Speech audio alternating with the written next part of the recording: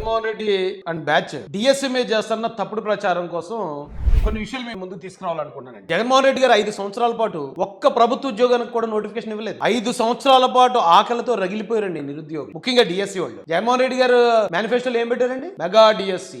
రేపొద్దున దేవుడు దయవల్ల మనందరి ప్రభుత్వం అధికారంలోకి వచ్చిన తర్వాత మెగా డిఎస్సీ పెడతామని చెప్పి ప్రతి పిల్లలకి చెప్తా ఉన్నా. జాబ్ మేళా 2.5 లక్షల ఉద్యోగాలు నేను భర్తీ చేస్తా. మొట్టమొదటిగా నేను చేయబోయేది గవర్నమెంట్ లో ఖాళీగా ఉన్న మొత్తం 2,30,000 ఉద్యోగాలు రిలీజ్ చేస్తాను అని చెప్పి మీ అందరికీ కూడా నేను మాట చెప్తా ఉన్నాను. ప్రతి సంవత్సరం కూడా డిఎస్సీ తీస్తాం అన్నాడా అన్న పెద్ద మనిషి 5 సంవత్సరాల పాటు ఒక్క టీచర్ ఉద్యోగం ఇచ్చాడా? ఒక్క నిరుద్యోగికి ప్రభుత్వ ఉద్యోగం ఇచ్చాడా? ఇవ్వలేదు. ఇవ్వకపోవడం వల్ల ఏమంటే నేను ఒకప్పుడు పోలీసు ఉద్యోగానికి ప్రాక్టీస్ చేసిన ఉండే, నాకు తెలుసు ఏజ్ దాటిపోయేటప్పుడు నిరుద్యోగులు ఎంత వేదన అనుభవిస్తారు. ఆ ఏజ్ లిమిట్ ఒక్క సంవత్సరం దాటేస్తుంటే వాళ్ళు ప్రాణాలు పోతున్నట్టు ఫీల్ అవుతారు. అలాంటిది 5 సంవత్సరాల వాళ్ళ విలువైన జీవితాన్ని దుంపనాశనం చేశారు జగన్మోహన్ రెడ్డి గారు. చాలా మంది అండి ప్రభుత్వ ఉద్యోగాల కోసం ఎక్కడికో దూరంగా వెళ్ళిపోయి హాస్టల్లోనూ రూములు తీసుకుని చదువుకుంటూ ఉంటారు. రేపు పొద్దున్న గవర్నమెంట్ నోటిఫికేషన్ ఇస్తుంది, మన ఉద్యోగం తెచ్చుకోవచ్చు, మన కుటుంబాన్ని పోషించుకొచ్చారు. 5 సంవత్సరాల జీవితాన్ని సర్వనాశనం చేశారు జగన్ గారు. సర్వనాశనం చేశాక మన అదృష్టం బాగుంది, రాష్ట్రం అదృష్టం బాగుంది, కూటమిని గెలిపించుకున్నాం. లోకేష్ గారు హోమ్ మినిస్ట్రీ తీసుకుంటారేమో అనుకున్న తరుణంలో ఆయన హోమ్ మినిస్ట్రీ తీసుకోకుండా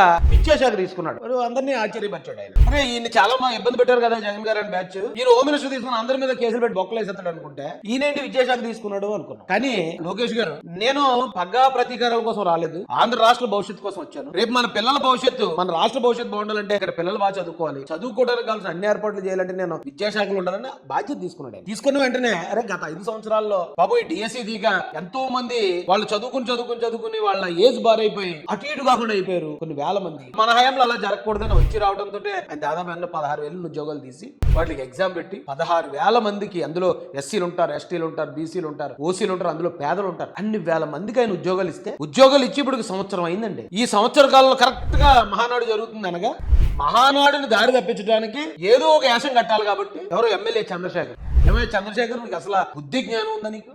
ఒకవేళ అవకతవకలు జరిగితే నువ్వు ఎప్పుడు బయట పెట్టాలి? అవకతవకలు జరిగితే నువ్వు ఏం చేయాలి? సంవత్సరం తర్వాత వచ్చి మహానాడు సమయంలో నువ్వు వెళ్ళి ఎవరి మీద కేకలేసినట్టు కేకలేసి ఇప్పుడు ఆ 16,000 మంది ఉద్యోగాలు ఎలాగ మీరు ఇవ్వలేదు, ఇప్పుడు లోకేష్ గారు ఇచ్చారు కాబట్టి వాళ్ళు వాళ్ళ కుటుంబాలు లోకేష్ గారికో లేదా తెలుగుదేశం పార్టీకో రుణపడిపోతారు, వాళ్ళని ఎలాగన్నా చెడగొట్టాలి అని 16,000 మంది జీవితాలు నాశనం చేయడానికి ఇవాళ డిఎస్సీలు అవకతవకలని ఇలా లేనిపోయి క్రియేట్ చేస్తారా? అలా బుర్ర బుద్ధి పనిచేస్తుందండి ఎవరికన్నా? అలా మీరు మనుషులేనా? తినేది అన్నమేనా? మీరు ఎలాగూ ఇవ్వలేదు, ఇచ్చిన వాళ్ళను కూడా బదనాం చేయడానికి ఇదా మీరు చేసే పని. వైసీపీలో ఉన్న వాళ్ళు కూడా ఆలోచించండి, ఏం తప్పలేదు. ఇప్పుడు ఆ 16,000 మందిలో టీడీపీ వాళ్ళు, జనసేన వాళ్ళు, బీజేపీ వాళ్ళు ఉండరండి, వైసీపీ కుటుంబాలు కూడా ఉంటాయి. ఇప్పుడు వాళ్ళందరి జీవితాలను నాశనం చేస్తా అంటాడు జగన్మోహన్ రెడ్డి గారు.